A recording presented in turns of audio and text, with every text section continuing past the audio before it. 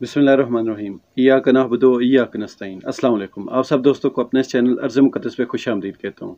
पाकिस्तान तहरीक-ए-इंसाफ जिसने KPK में तकरीबन 5 साल हुकूमत की और मरकज़ में वफाक में तकरीबन 3.5 साल उन्होंने हुकूमत की। इसके बावजूद आज भी लोग पाकिस्तान तहरीक-ए-इंसाफ को क्यों कौमी सतह की पार्टी नहीं समझते। इसकी बहुत सारी वजूहात हैं। लोग अब भी पाकिस्तान तहरीक-ए-इंसाफ की और इमरान खान साहब की उस तरह पजीराई या इज़्ज़त नहीं करते जिस तरह वो मियाँ मोहम्मद नवाज शरीफ की करते हैं, या आसिफ अली जरदारी की जिस तरह इज़्ज़त होती है।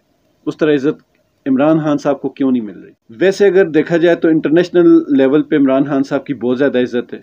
पाकिस्तान में भी जो उनके चाहने वाले हैं वो बहुत ज़्यादा तादाद में हैं, लेकिन इदारों की तरफ से पाकिस्तान में उनको उस तरह उस लेवल की इज़्ज़त क्यों नहीं मिल सकी। इसकी बहुत सारी वजूहात, लेकिन उन सबसे बड़ी वजह एक ही है कि इमरान खान साहब नफसियाती तौर पर इन सब से अलग थलग हैं। इसी वजह से लोग भी इमरान खान साहब को नफसियाती तौर पर अपना वज़ीर आज़म नहीं समझ सकते। मतलब कि पाकिस्तान में जितने भी इदारे हैं उनको लगता है कि पाकिस्तान में अगर कोई वज़ीर आज़म या इस कुर्सी के लिए बना है तो वो शरीफ ख़ानदान या जरदारी ख़ानदान है, या जिसको हम पहले भुट्टो ख़ानदान कहते थे वो अब कन्वर्ट हो गया जरदारी ख़ानदान में। तो मतलब कि ये चंद क्या 2 ख़ानदान हैं जिनको ये सब समझते हैं कि इक़्तिदार का हक सिर्फ इन्हीं का है। इनके अलावा कोई भी बंदा वज़ीर आज़म नहीं हो सकता, कोई भी बंदा इस मुल्क का हाकिम नहीं हो सकता। ये लोग जब आते हैं तो इनकी इज़्ज़त की जाती है, इसलिए इनके एक इशारा अबरू पे इनके बहुत सारे हकमात मान लिए जाते हैं, इनकी बहुत सारी डिमांड्स पूरी कर दी जाती हैं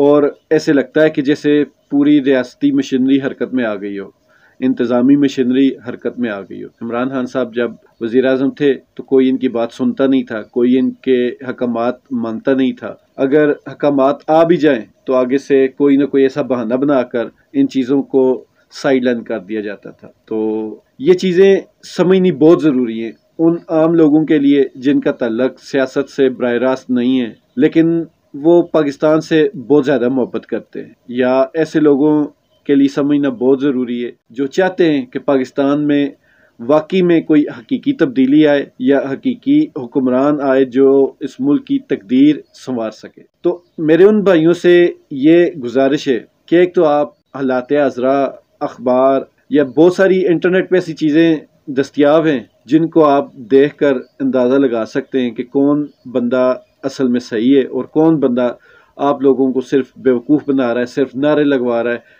या सिर्फ और सिर्फ वो आपके साथ खेल रहा है। तो आगे चलते हैं अपनी वीडियो के मेन मौजू की तरफ। कहने का मकसद ये है कि पाकिस्तान में हमेशा से ये 2 ख़ानदान हुकूमत करते रहे, बल्कि 3 ख़ानदान का है। हमारे प्रॉपर्टी वाले भी हैं जो हुकूमत करते रहे, और अब आस्ते आस्ते लोग बहुत ज़्यादा खुलकर बात करना शुरू हो गए इनके बारे में। मैंने अपनी पिछली वीडियोज़ में कोई 5-10 बार इस चीज़ पे बात की थी, इस नुक्ते को हाईलाइट किया था कि आप लोग जितनी देर करेंगे और लोगों को जितना खोलेंगे ये आपके लिए नुकसानदेह होगा, क्योंकि ये एक झिझक होती है। ये एक बार अगर किसी भी इंसान की निकल गई तो ये दोबारा आप जो मर्जी आप फरिश्ते बन के आ जाएंगे, ये लोग आपको सही नहीं समझे। पूरी दुनिया आप लोगों को बदनाम करती रही, लेकिन ये अवाम आपसे मोहब्बत करती रही। लेकिन इस बार आपने वो पूरी दुनिया की जो साजिशें थी आपके खिलाफ, वो सारी की सारी आपने एक ही झटके में सही कर दी, कामयाब कर दी। तब भी आप बच सकते थे अगर बाद में आप थोड़ी सी अकल इस्तेमाल करते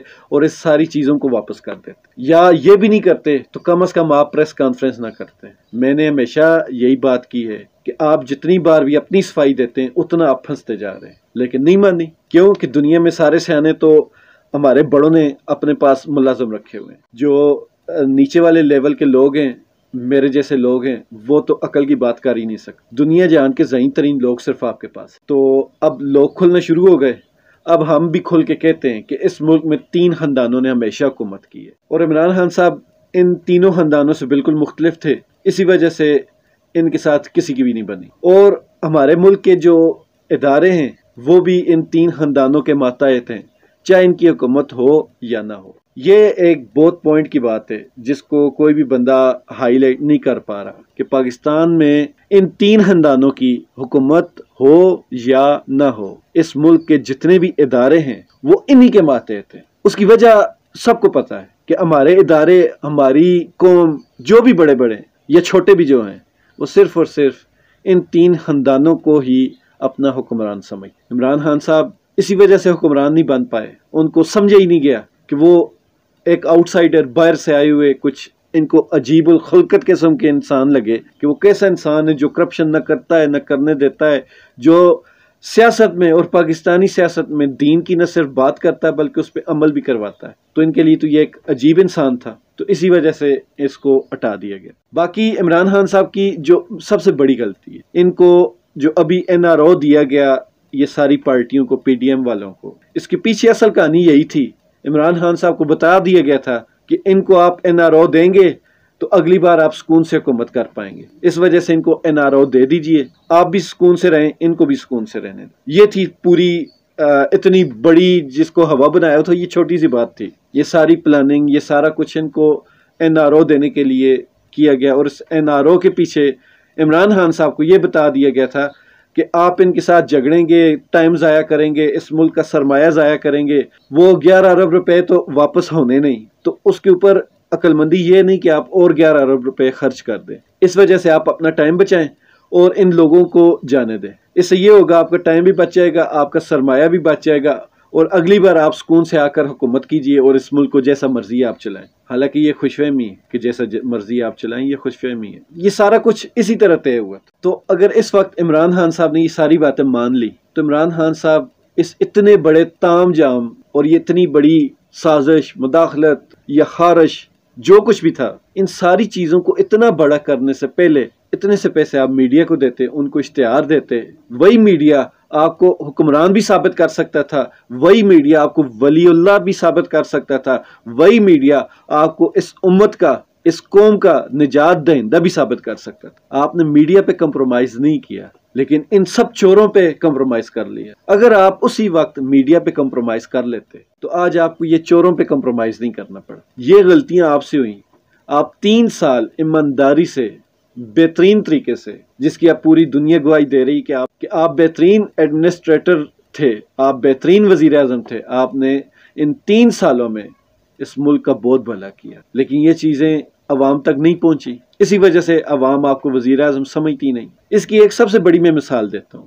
اب سارے لوگ سوشل میڈیا پہ اور مین سٹریم میڈیا پہ جہاں بھی کوئی تقریب ہوتی ہے، کوئی بات کرتا ہے، تو ایک ہی بات کہتے ہیں کہ وہ لوگ جو اس وقت تھوڑی سی مہنگائی پہ اتنا واویلا کرتے تھے، آج اس سے دگنی تگنی میں مہنگائی ہونے کے بعد وہ اب خاموش کیوں ہیں؟ تو میرا ان ارسطوؤں سے، ان افلاطونوں سے، ان سب عقل کے بڑے بڑے سرداروں سے ایک ہی سوال ہے کہ آپ نے خان صاحب کو یہ نہیں بتایا کہ مہنگائی پہ رونا نون لیگ کا میڈیا سیل کر رہا تھا. ٹی وی چینل سارے نون لیگ نے خریدے ہوئے ہیں، تو مہنگائی پہ رونا انہی چینلز، انہی لفافہ صحافی، انہی لفافہ یوٹیوبرز. اب چونکہ ان کی خود کی حکومت ہے تو اب وہ لوگ بول نہیں سکتے، اس لیے خاموشی چاہیے. اس خاموشی میں آپ کے لیے بہت ساری واضح نشانیاں ہیں. وہ نشانیاں یہ ہیں کہ آپ کی پارٹی گونگی ہے، آپ کی پارٹی کی زبان نہیں ہے، آپ کی پارٹی کے ہاتھ بھی نہیں ہے، آپ کی پارٹی کی عقل بھی نہیں. یہی وجہ ہے کہ پاکستان کے ادارے آج تک آپ کو وزیر اعظم نہیں سمجھ سکتے، نہ ہی وزیر اعظم جتنا پروٹوکول دے سکیں.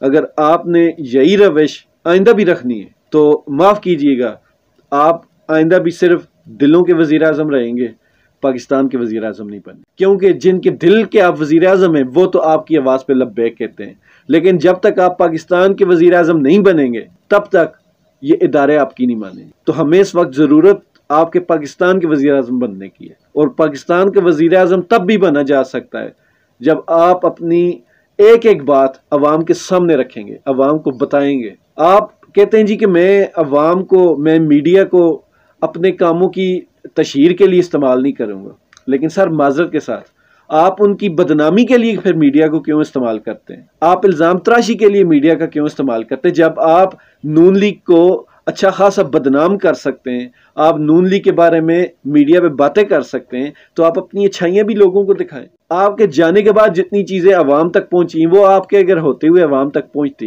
اور وہ کیسے پہنچتی وہ میں پہلے آپ کو بتا چکا کہ آپ کم از کم میڈیا کو نہ خریدیں، آپ میڈیا پہ خرچہ نہ کریں، لیکن میڈیا کو ڈھیل بھی تو نہ دینا. میڈیا کو آپ گردن سے پکڑیں تو صحیح. پاکستان میں کام 2 طریقوں سے ہو سکتا ہے، یا پیسے سے یا بدماشی سے، آپ نے دونوں نہیں کیے۔ اسی وجہ سے پاکستان کا وزیر اعظم آپ نہیں بن سکتے۔ میری آپ سے گزارش ہے کہ اگلی بار سر بہت مؤدبانہ آپ کا سپورٹر ہوں، اس وجہ سے غصہ آتا ہے کہ اس ملک کا حال بہت بروج، اس لیے یہ مؤدبانہ گزارش ہے کہ اگلی بار آپ آئے تو آپ پاکستان کا وزیر اعظم بن کے آئیے گا، دلوں کا وزیر اعظم بن کے نہیں آئیے۔ ملتے ہیں انشاءاللہ اگلی ویڈیو میں۔ اللہ تعالی ہم سب کا حامی و ناصر ہو۔